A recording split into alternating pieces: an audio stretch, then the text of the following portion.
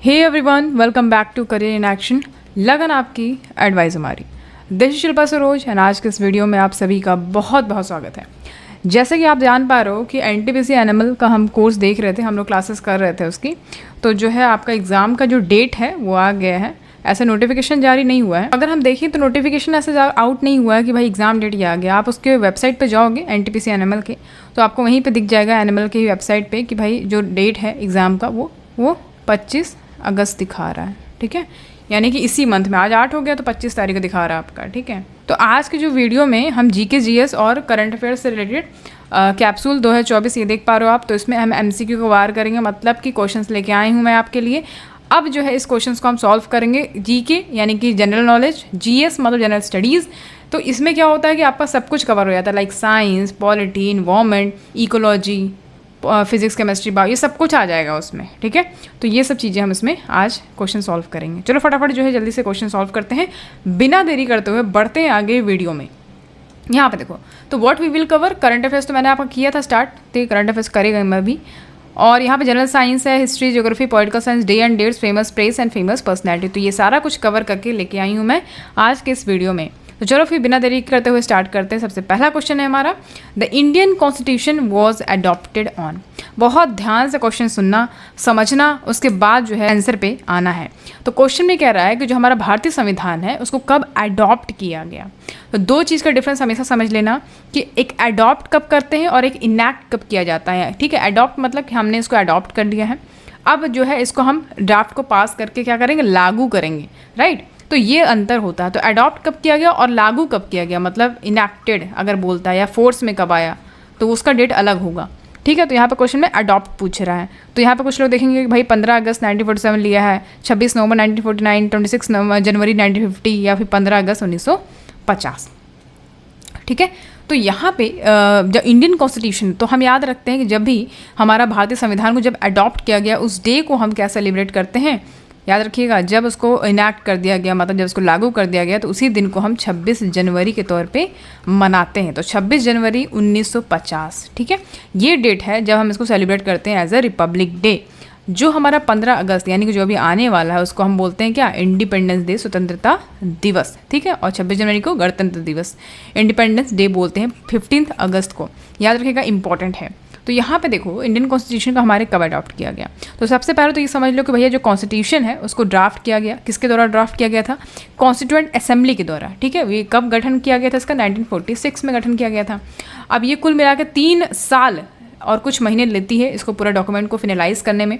फिर जो constituent assembly के जो चेयरमैन होते हैं doctor B R. Ambedkar ji, B R. Ambedkar, इनको जो है इसका चेयरमैन बनाया जाता है, और इनको फादर ऑफ इंडियन कॉन्स्टिट्यूशन भी कहा जाता है। तो कभी कभी क्वेश्चन में आपसे ये भी पूछ सकता है कि फादर ऑफ इंडियन कॉन्स्टिट्यूशन किससे कहा जाता है, तो बी.आर. अम्बेडकर को लगाइएगा आप। ठीक है, अच्छा, अब उसके बाद फिर जो हमारा कॉन्स्टिट्यूशन है उसको अडॉप्ट किया जाता है कॉन्स्टिट्यूएंट असेंबली के द्वारा। कब, 26 नवंबर 1949। तो यही डेट है 26 नवंबर 1949 जो मैं बता रही हूँ आपको। ठीक है, ध्यान से देख लो उसको, 26 नवंबर 1949 डेट है।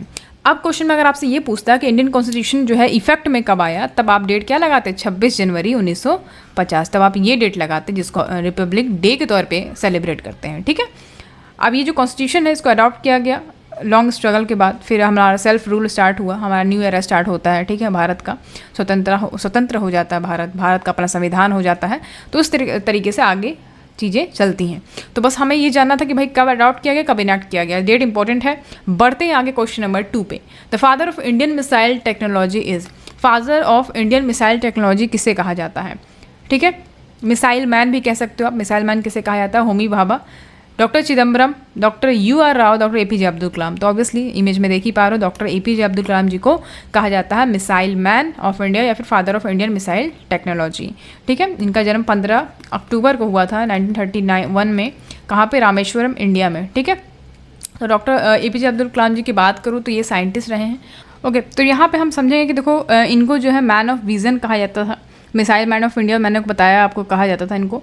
लोग बहुत इनको पसंद करते थे, बहुत रिस्पेक्ट करते थे इनकी। ठीक है, इसीलिए इनको पीपल्स का प्रेसिडेंट बोला जाता था। तो ये फर्स्ट साइंटिस्ट रहे जो प्रेसिडेंट ऑफ इंडिया बने, ये भी याद रखिएगा। ठीक है, प्रेसिडेंट ऑफ इंडिया भी बने जो कि पहले साइंटिस्ट भी रहे हैं। तो ये इंपॉर्टेंट है इनके बारे में।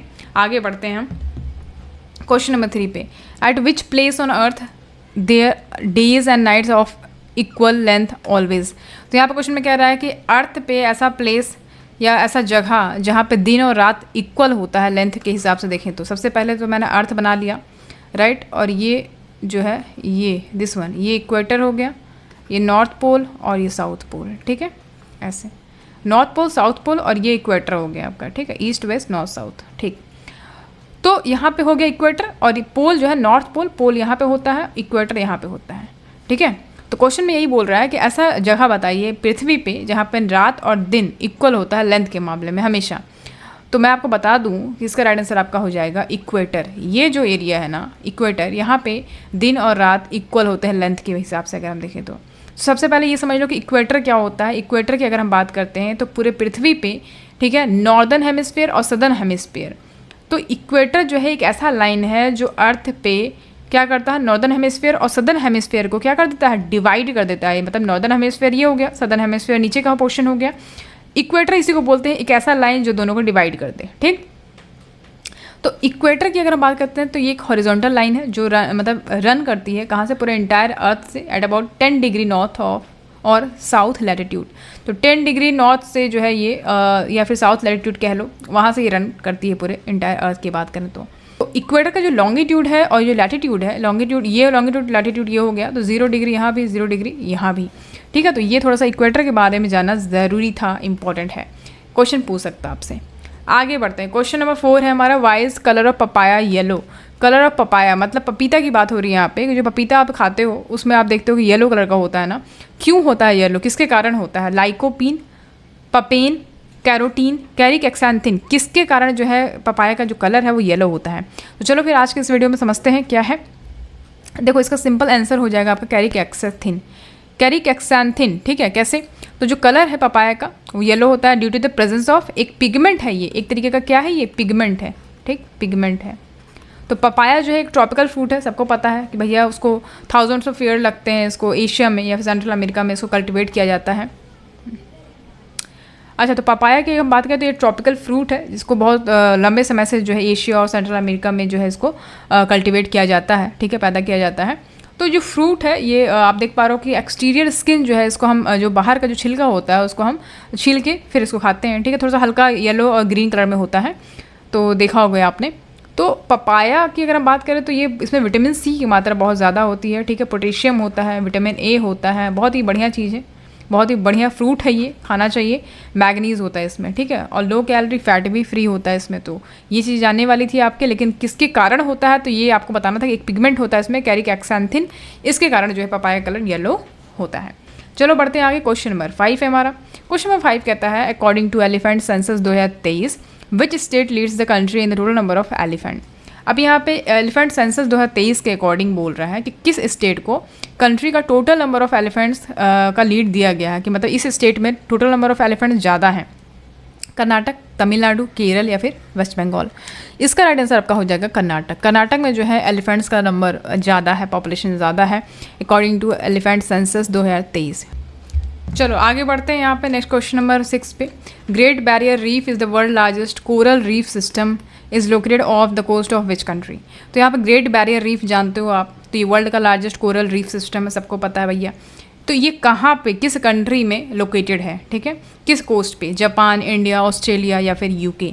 आई थिंक मैंने कई बार बताया एग्जाम में, आपका प्रैक्टिस कराया है जब क्वेश्चन जीके जीएस का, तो उसमें बताया है मैंने कि भाई इसका राइट आंसर आपका हो जाएगा ऑस्ट्रेलिया पे, ठीक है।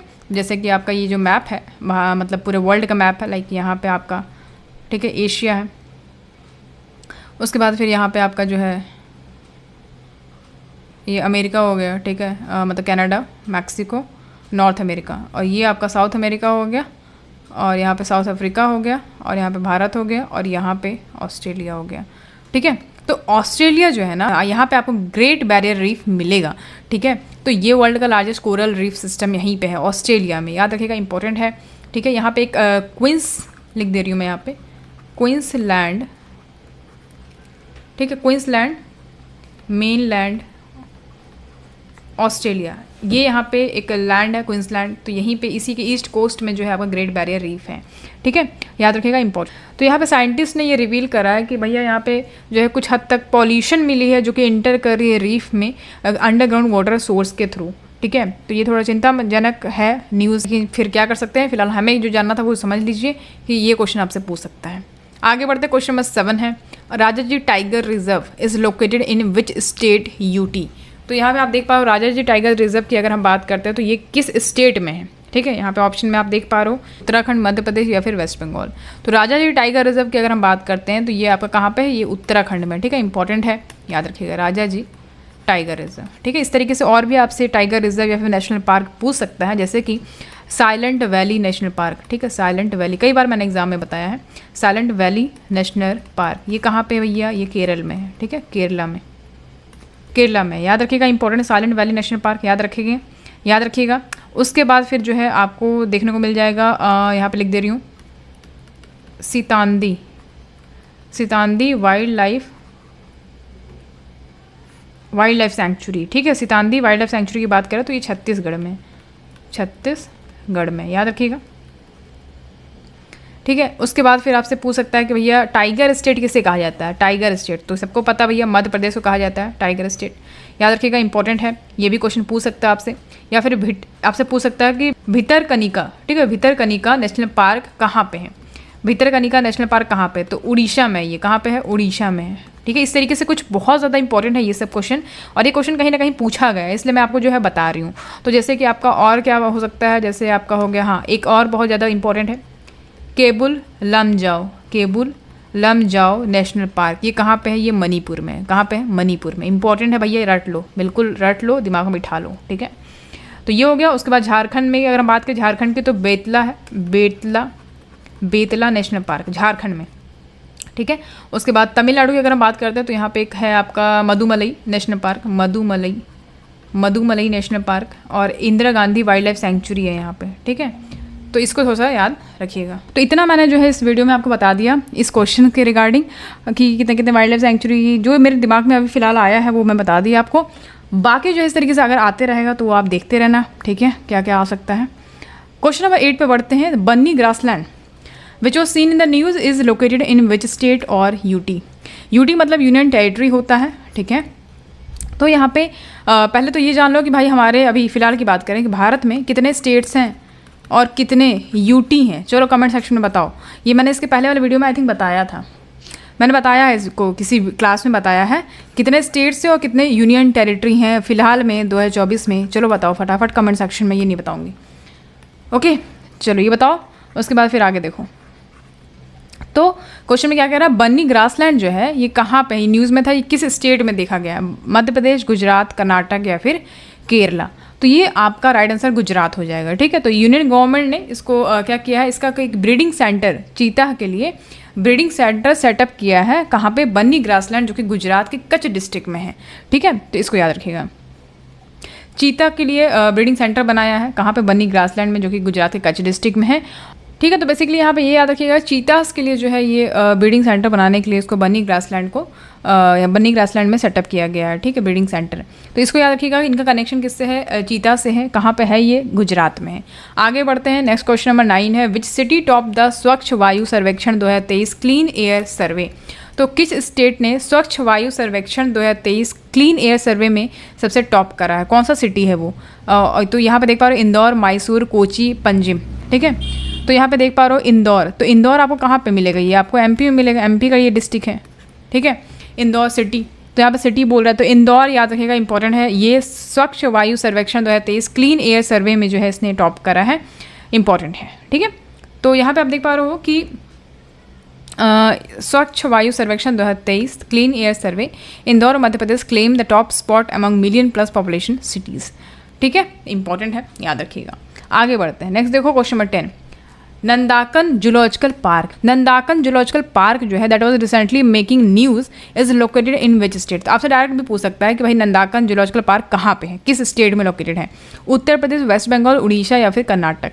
इसका राइट आंसर हो जाएगा उड़ीसा। ठीक है, तो सेंट्रल जूलॉजिकल अथॉरिटी इसने अप्रूव करा है कि भैया हम चीता को ट्रांसफ़र करेंगे, मतलब अफ्रीकन लॉयन हो गया, चीता हो गया, चिंपैंजी हो गया, तो दुबई सफारी पार्क से हम कहाँ पे लेके आएंगे, नंदाकन जूलॉजिकल पार्क लेके आएंगे, जो कि उड़ीसा में है। ठीक है, तो ये न्यूज़ में इसीलिए था, तो इम्पोर्टेंट है, याद रखिएगा। तो यहाँ पे और भी एनिमल्स को लाया जाएगा, लाइक आपका हिप्पोपोटामस हो गया, ब्लैक बग हो गया, हॉक, डियर, गौर, रेड जंगल फोल और आपका घड़ियाल, ये सबको भी लाया जाएगा यहाँ पे, तो इसीलिए ये न्यूज़ में बना हुआ था। आगे बढ़ते हैं, नेक्स्ट देखो क्वेश्चन नंबर 11 है, Tom of unknown soldier is located in which country. तो टॉम ऑफ अननोन सोल्जर जो है ये कहाँ पे लोकेटेड है, किस कंट्री में लोकेटेड है, तो देख पा रहे हो इमेज में यहाँ पे ये जो बना हुआ है यही है Tom of unknown soldier. Unknown मतलब जिनको आइडेंटिफाई ना किया जा सके, सोल्जर्स तो आप जान ही रहे हो। तो किस कंट्री में है ये, रशिया, यूक्रेन, ग्रीस या फिर साउथ अफ्रीका। तो Indian prime minister Narendra Modi travel to Athens Greece for an official visit at the invitation of the prime minister of Greece. तो प्राइम मिनिस्टर के जो ग्रीस के प्राइम मिनिस्टर हैं उन्होंने पीएम मोदी को जो है ऑफिशियल विजिट के लिए इनवाइट किया था, तो वे गए थे एथेंस ग्रीस, ठीक है। तो यहाँ पे प्राइम मिनिस्टर नरेंद्र मोदी जी ने जो है यहाँ पे जाके पुष्पांजलि दी टॉम ऑफ अननोन सोल्जर्स पे। तो क्वेश्चन यहाँ से देखो क्या पूछा है, वहाँ पे गए मोदी जी, क्वेश्चन यहाँ से क्या उठा सकता है कि भैया टॉम ऑफ अननोन सोल्जर है क्या, जब पता ही नहीं होगा तो करोगे क्या। अब यहाँ पूछते हैं इज लोकेटेड, मतलब कोई एक जगह है, कोई एक चीज़ है, मतलब कि यहाँ पे जो है इनका टॉम बनाया गया है अननोन सोल्जर्स का, ठीक है। तो ये कहाँ पे है आपका, ग्रीस में हो जाएगा, ठीक है, राइट आंसर आपका ग्रीस हो जाएगा। और last prime ministerial visit India का जो रहा है ग्रीस में वो 1983 में रहा है, उसके बाद फिर मोदी गए हैं, ठीक है, इंपॉर्टेंट है, याद रखिएगा। आगे बढ़ते हैं क्वेश्चन नंबर 12 पे, annulment of partition of Bengal was done by. Question में कह रहा है कि annulment of partition of Bengal was done by, मतलब पार्टीशन जो बंगाल का हुआ उसके एन्यूलमेंट किसके द्वारा किया गया। एन्यूलमेंट मतलब ये होता है किसी भी चीज़ को निरस्त करना, ठीक है, मतलब एब्रोगेट करना एक तरीके से। Lord Curzon, Lord Minto, Lord Hardinge या फिर लॉर्ड कैम्सफोर्ड। तो लॉर्ड कर्जन जो है इंपॉर्टेंट है, लॉर्ड कर्जन जहाँ भी दिखता है तो आपको दिमाग में आपके क्या आना चाहिए, लॉर्ड कर्जन की जब बात आती है तो हमेशा याद रखिएगा पार्टीशन ऑफ बंगाल आपके दिमाग में होना चाहिए। ये कब हुआ था, 1905 में, ठीक है, याद रखिएगा। तो इनको जाना जाता है कि भैया इन्होंने बंगाल का पार्टीशन इन्होंने कराया था, ठीक है। लॉर्ड मिंटो है, फिर लॉर्ड हार्डिंग, लॉर्ड कैम्सफोर्ड है। इसका राइट आंसर आपका हो जाएगा लॉर्ड हार्डिंग, ठीक है। तो पार्टीशन जो बंगाल का हुआ था वो कब हुआ था, 20 जुलाई 1905। तो 1905 मैंने आपको बताया ही, 20 जुलाई याद रखिएगा। किसके द्वारा किया गया, लॉर्ड कर्जन के द्वारा किया गया। फिर जो उस समय वाइसरॉय ऑफ इंडिया था, ठीक है, यानी कि Lord Curzon viceroy of India था। फिर कमेंस हुआ ये 16 अक्टूबर 1905। तो कभी कभी ये डेट भी पूछ सकता है कि कमेंस कब किया गया, 16 अक्टूबर 1905।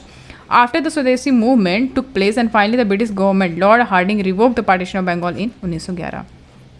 तो आप समझ रहे हो 1905 तक जो है ये चला, 1905 से चला, फिर 1911 पे जाके इन्होंने रिवोक करा। किसने रिवोक करा है, revoke British government, Lord Hardinge ने जो है इनको रिवोक करा जब स्वदेशी मूवमेंट चलाया गया, तब पार्टीशन ऑफ बंगाल को रोका, मतलब ख़त्म किया गया 1911 में। तो इसको याद रखिएगा, इंपॉर्टेंट है।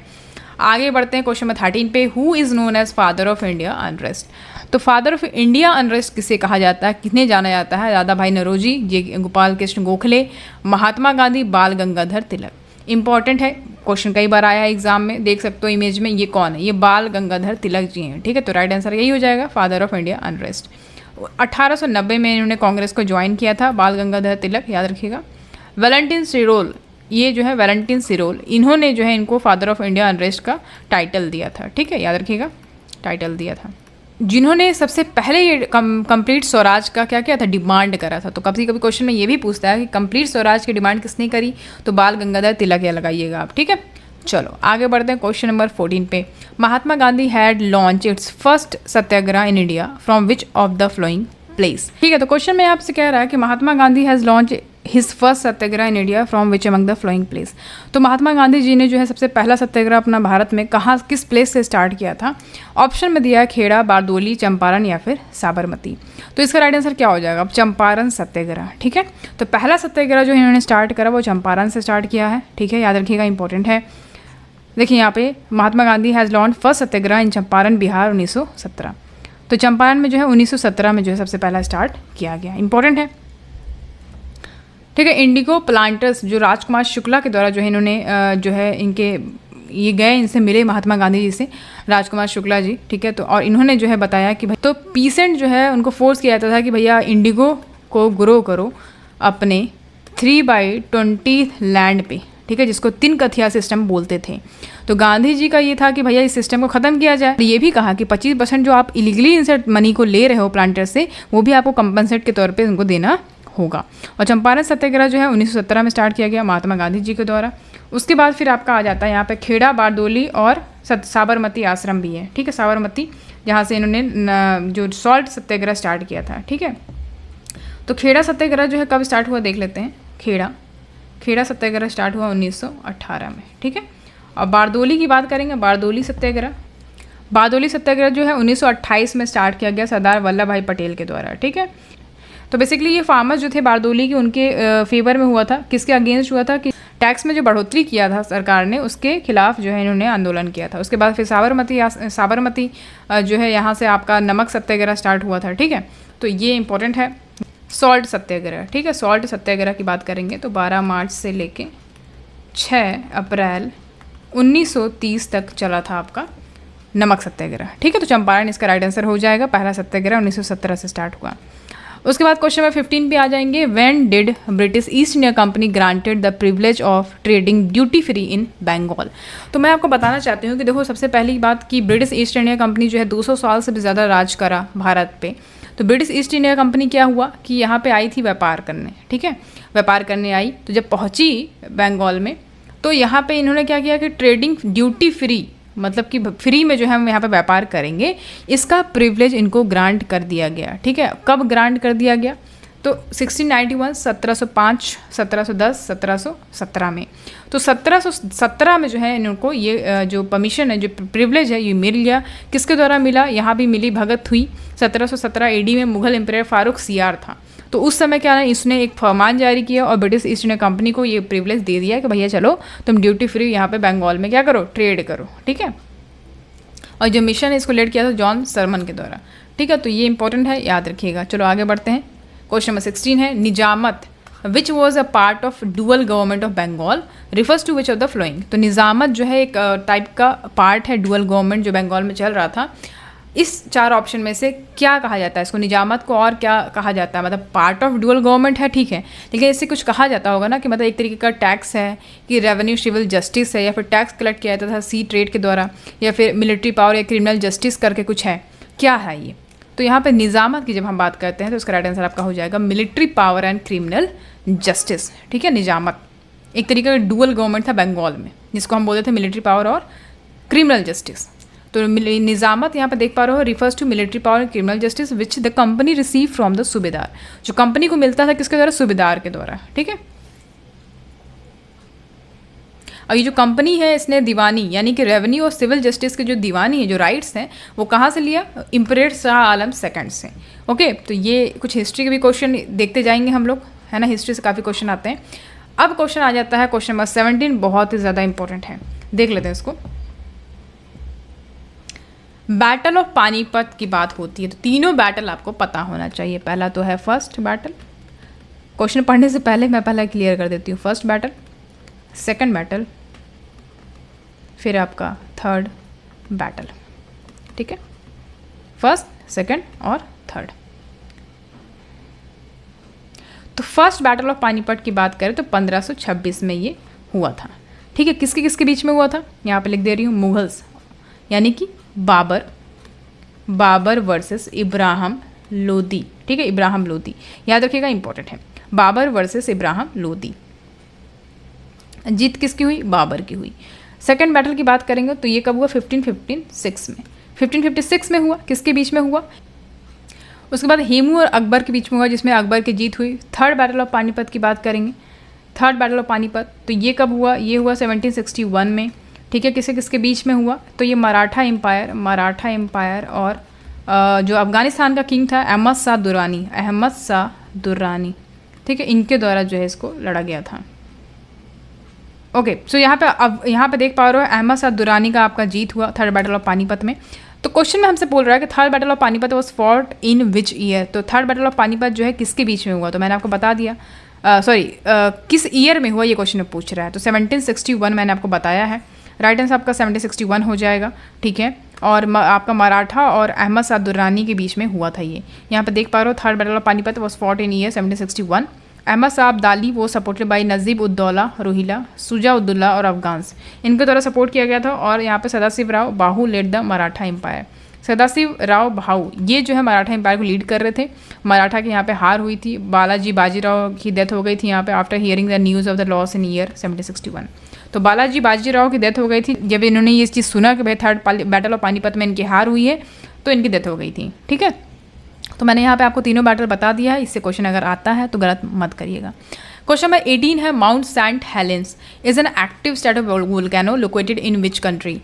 माउंट सेंट हेलेंस यहाँ पे बोल रहा है कि ये जो है एक एक्टिव स्ट्रेटो वोल्केनो है, किस कंट्री में लोकेटेड है, इंडोनेशिया, यूएसए, जापान या फिर फिलीपींस।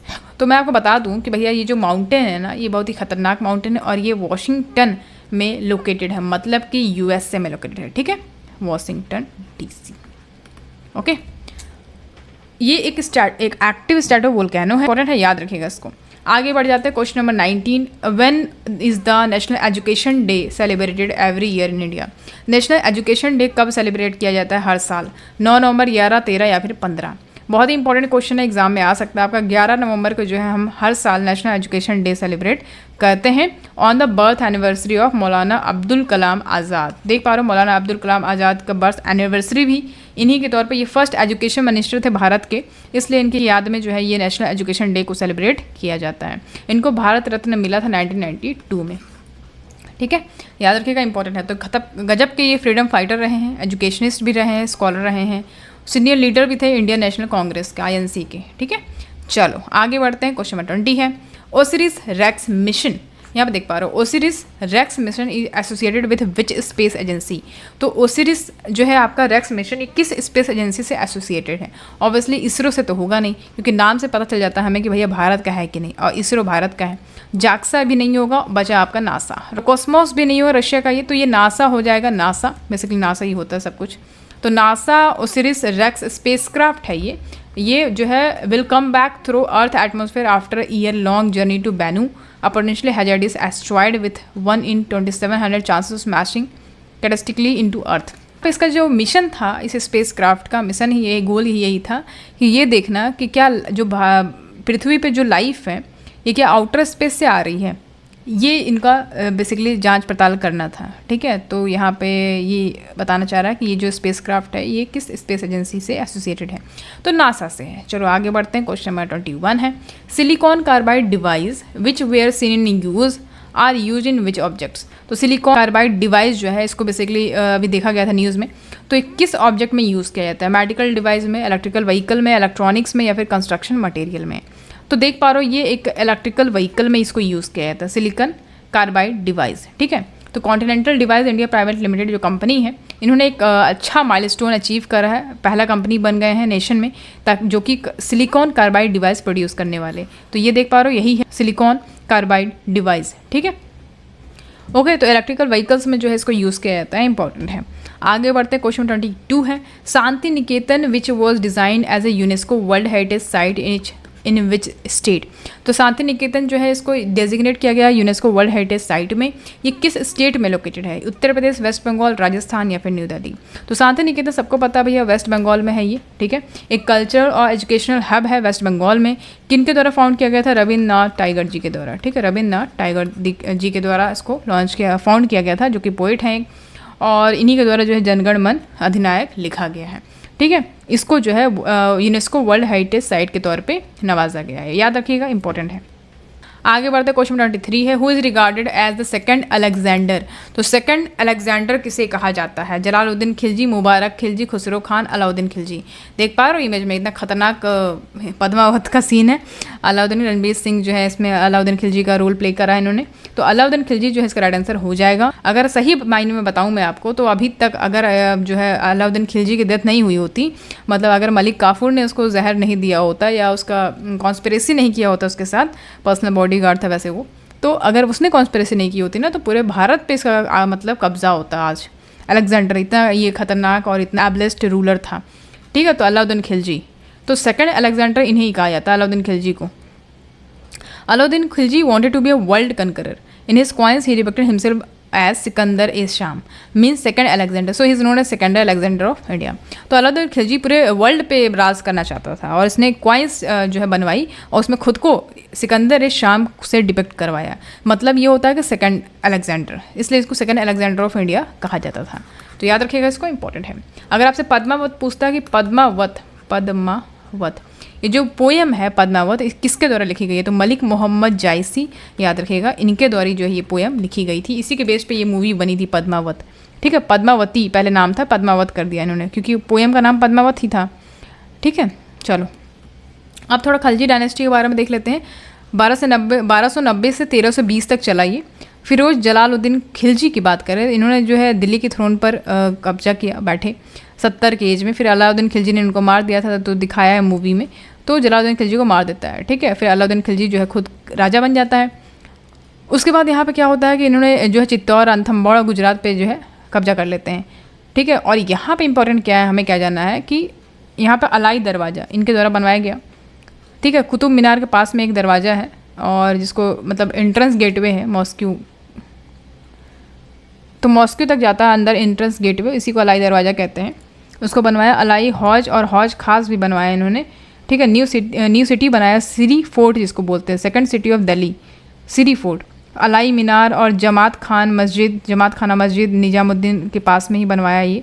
और एक उखा मस्जिद भरतपुर राजस्थान में बनवाया है, इनके समय में बना था ये। तो ये कुछ चीज़ें हैं जो बिल्कुल पता होना चाहिए आपको। आगे बढ़ जाते हैं क्वेश्चन 24 पे।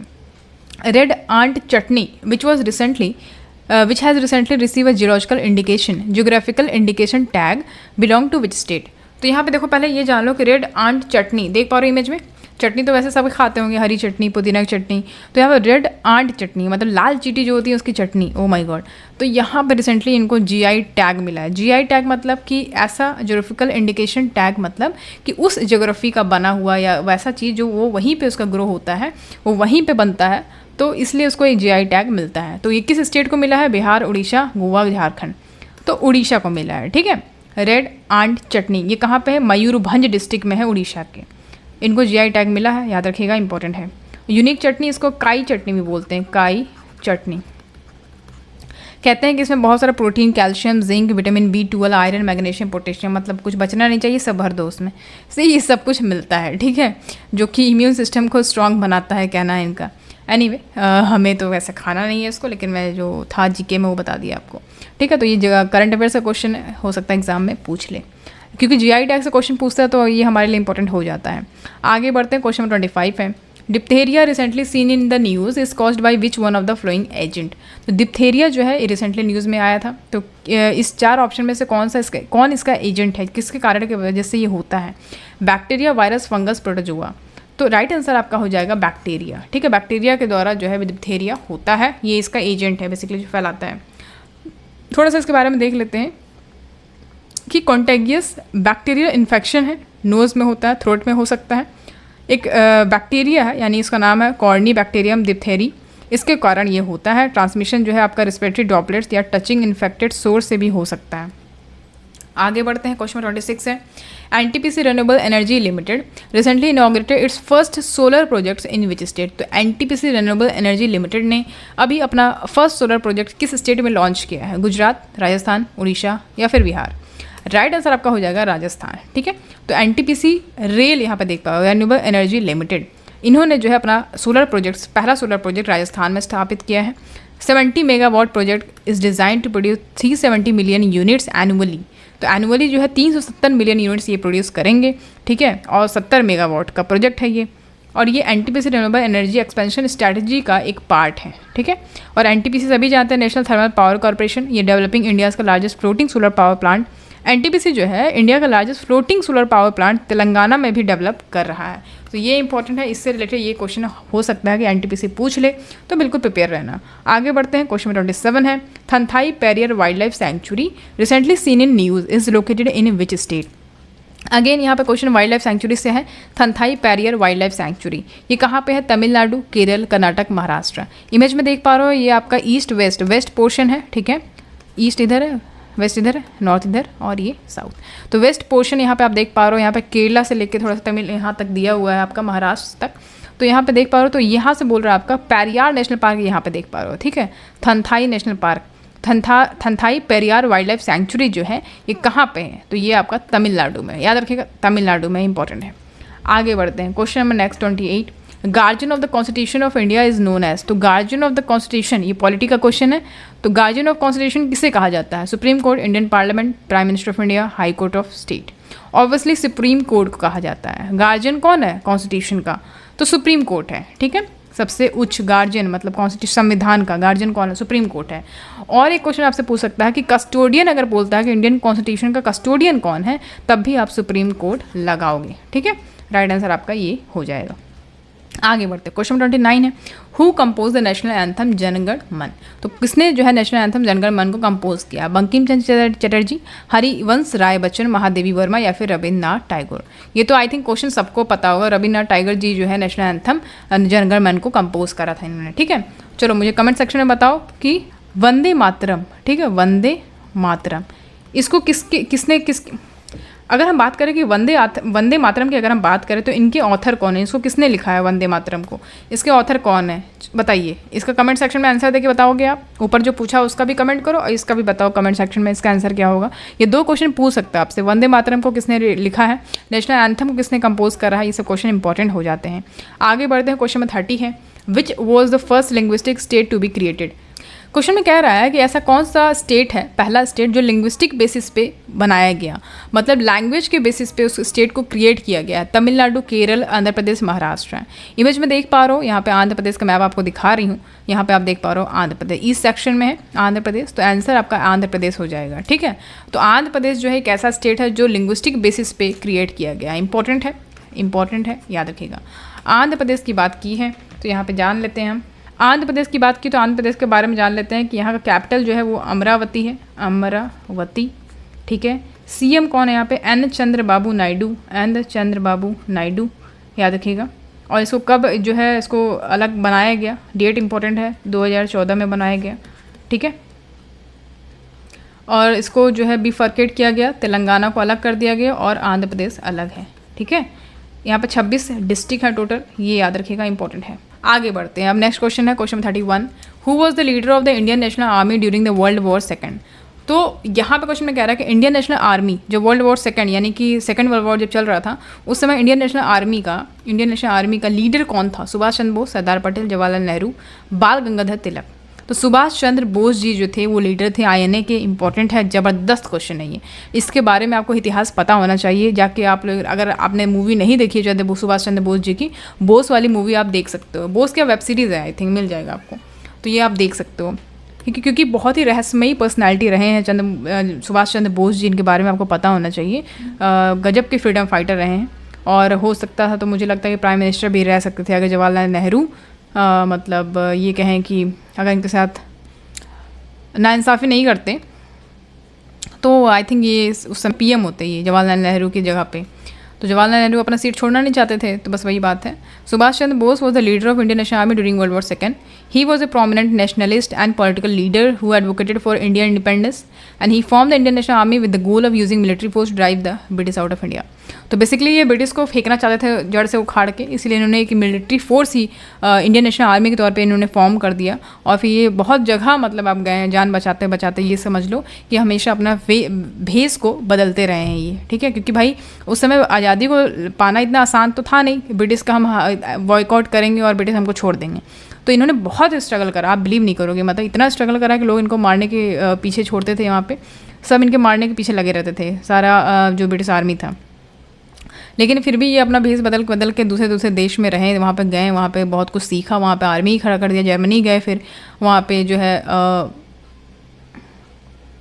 हिटलर से मिले और वहाँ पे अपना आर्मी वहाँ पे खड़ा किया। ठीक है, ताकि वर्ल्ड वॉर में ये लड़ सकें। तो ऐसा बहुत सारी चीज़ें आप जब पढ़ोगे तो आपको बहुत सारी चीज़ें समझ में आएंगी। फिलहाल यहाँ पे देखो कि आईएनए के जो लीडर कौन थे, सुभाष चंद्र बोस जी। आगे बढ़ते क्वेश्चन नंबर 32 है, who was the first emperor of Maurya dynasty in ancient India. Maurya dynasty का फर्स्ट एम्परर कौन था? अशोक, चंद्रगुप्त मौर्य, अकबर या फिर हर्षवर्धन। राइट आंसर आपका चंद्रगुप्त मौर्य हो जाएगा, यही फर्स्ट एम्परर थे मौर्य डायनेस्टी के। ठीक है, चंद्रगुप्त मौर्य। तो चंद्रगुप्त मौर्य जो है फाउंडर थे, याद रखिएगा, मौर्य डायनेस्टी के। और इन्होंने जो है कम से कम 322 बीसी से लेके 185 बीसी तक राज करा। ठीक है, और ये गजब के मतलब स्किल्ड मिलिट्री लीडर थे और इन्होंने काफ़ी सारा मतलब इंडियन सब कॉन्टिनेंट्स को अपने अंडर में लेके आए। और इनका जो ग्रैंड सन था उनका नाम था अशोक। ठीक है, अशोक। और इन्होंने अपने इंडियन हिस्ट्री और कल्चर को कंट्रीब्यूट करने में बहुत ज़्यादा फेमस रोल अदा करा। अशोक की बात करें तो स्पेशली बुद्धिज़्म को फैलाने में। ठीक है, चलो आगे बढ़ते, क्वेश्चन 33 है, who was the first sultan of slave dynasty. तो स्लेव डायनेस्टी बहुत ही ज़बरदस्त है, इसको आप देख लीजिएगा, सारा डायनेस्टी आप देख लेना। तरीका क्या है याद करने का, इसका एक ट्रिक बता दे रही हूँ आपको, SKTSL। ठीक है, एस से हो गया आपका स्लेव डायनेस्टी, पहले स्लेव डायनेस्टी आता है, फिर आपका खिलजी डायनेस्टी आता है, खिलजी, फिर आपका तुगलक आता है, तुगलक, फिर आपका आता है सैयद, फिर आपका आता है लोदी। ठीक है, इतने डायनेस्टी हैं, इसको सीरियल वाइज याद रखिएगा। कभी आपसे ये पूछ सकता है खिलजी पहले आया कि ये बाद में आया, तो आपको पूरा सीरीज़ अगर पता होगा तो आप कर लोगे। SKT याद रखिएगा। ठीक है, तो पहला सुल्तान जो स्लेव डायनेस्टी का था वो कौन था? कुतुबुद्दीन ऐबक, इल्तुतमिश, बलबन या फिर अलाउद्दीन खिलजी। तो अगर मैं कहूँ, सच बताऊँ आपको, तो कुतुबुद्दीन ऐबक का रोल मेरे को बहुत ही अच्छा लगता है। शानदार पर्सनैलिटी रहेंगे कुतुबुद्दीन ऐबक, बहुत ही डिसेंट, बहुत ही सॉफ्ट हार्टेड, बहुत ही काइंड हार्टेड पर्सन था ये कुतुबुद्दीन ऐबक की बात करें तो ये फर्स्ट सुल्तान बनता है स्लेव डायनेस्टी का। रहता तो ये मतलब स्लेव ही है, ठीक है, लेकिन स्लेव रहता है ये मोहम्मद घोरी का। ठीक है, तो मोहम्मद घोरी की डेथ हो जाती है जब, तो कुतुबुद्दीन ऐबक जो है बेसिकली अगर है तो स्लेव ही, सुल्तान तो बन नहीं सकता। एनुमेशन मिलता है उसके बाद फिर जो है ये सुल्तान बनता है। ठीक है, तो ऐबक जो है ये स्लेव रहता है, और जब ये घुरिद फोर्स का कमांडर बनता है, ठीक है, और फिर जब इनकी डेथ हो जाती है मोहम्मद घोरी की, या मोहम्मद घोरी आई थिंक ये मतलब भाग जाते हैं छोड़ छाड़ के सब कुछ, तो अब वहाँ डेथ हो जाती है। तो बाद में आते हैं हालांकि मोहम्मद घोरी, लेकिन यहाँ पे संभालने के लिए कौन है? कुतुबुद्दीन ऐबक। तो कुतुबुद्दीन ऐबक जो है दिल्ली सल्तनत को स्टैब्लिश करते हैं 1206 में। इंपॉर्टेंट है, ठीक है, मस्त ये क्वेश्चन, इससे बहुत क्वेश्चन आ सकता है। कुतुबुद्दीन ऐबक इंपॉर्टेंट है। अभी कुतुबुद्दीन ऐबक का जो स्लेव है वो कौन होता है? इल्तुतमिश होता है, तो ये इंपॉर्टेंट है। ठीक है, इल्तुतमिश की बात करें तो इल्तुतमिश की जो बेटी थी वो थी रजिया सुल्तान, है ना, तो इन्हीं की बेटी थी रजिया सुल्तान, याद रखिएगा, इंपॉर्टेंट है। आगे बढ़ते हैं, क्वेश्चन 34 है, who was the ruler of Delhi sultanate who introduce the policy of blood and iron. तो दिल्ली सल्तनत का कौन सा रूलर था जिसने पॉलिसी इंट्रोड्यूस करा ब्लड एंड आयरन की? तो ये कौन किसने जो है ये इंट्रोड्यूस करा था? इल्तुतमिश, अलाउद्दीन खिलजी, मोहम्मद बिन तुगलक या फिर बलबन। राइट आंसर आपका बलबन हो जाएगा, याद रखिएगा, बलबन। ब्लड एंड आयरन याद रखिएगा। बलबन जो है सुल्तान था दिल्ली का, स्लेव डायनेस्टी से आता है ये। Pursue the policy of blood and iron, बहुत ही मतलब कट्टर टाइप का शासक था ये, बलबन की बात करें तो। Which allow being ruthless to the enemy using all sorts of method of harshness, strictness, use of sword and shedding bloods. तो basically blood and iron policy यही लेके आए थे कि मतलब कि जो दुश्मन है उनके साथ जितना ही बदसलूकी कर सको, कितना भी हार्शनेस कर सको, स्ट्रिक्टनेस कर सको, तलवार और ब्लड की बारिश कर दो, ये वाला सीन था उनका। These measures were adopted to safeguard sultanate and to keep an eye on enemies. तो ये मेथड, ये मेजर्स ये इसलिए अडॉप्ट किए थे ताकि जो है सुल्तान को सेफ गार्ड कर सकें और अपने दुश्मनों पर नज़र रख सकें। ठीक है, तो ये थोड़ा सा याद रखिएगा, इंपॉर्टेंट है। तो ये होता है आपका आज का सेशन यहाँ पे ख़त्म। और ये आपके लिए क्वेश्चन है, who was the first president of India? Bharat का पहला प्रेसिडेंट कौन था? तो यहाँ पे देख पाओ, राजेंद्र प्रसाद, जवाहरलाल नेहरू, एस राधाकृष्णन या फिर जाकिर हुसैन। इसका आंसर आप कमेंट सेक्शन में कमेंट करके बताओगे। ओके, वीडियो कैसा लगा हो ज़रूर बताइएगा, और इस तरीके से हम जल्दी जल्दी वीडियो लेके आएंगे ताकि आपका एग्जाम से पहले आपका सारा प्रैक्टिस हो जाए और आप अच्छे से एग्ज़ाम क्रैक कर पाओ या एग्ज़ाम दे पाओ। ठीक है, तो बाकी आप जो है कोर्स परचेस करना चाहते हो जिसके लिए आप एग्ज़ाम की प्रिपरेशन करो, तो आप हमारा ऐप को विज़िट कर सकते हो। ऐप को विज़िट करने पे आपको कोर्स मिलेगा। कोर्स में आप जब जाओगे तो आपको बहुत सारे कोर्सेज मिलेंगे, आप देख सकते हो वहाँ पे कौन सा कोर्स आप प्रिपेयर कर रहे हो, उसके लिए जा सकते हो। ठीक है, बाकी आप टेलीग्राम को ज्वाइन कर सकते हो, वहाँ पे पेड ग्रुप भी है और फ्री क्विज भी चलते हैं, आप चाहो तो उसको ज्वाइन कर सकते हो। तो चलो फिर आज का सेशन यहीं पर ख़त्म करते हैं, मिलेंगे आपसे जल्दी ही नेक्स्ट क्लास में। आज के लिए इतना ही, thank you so much for watching, see you at the next class.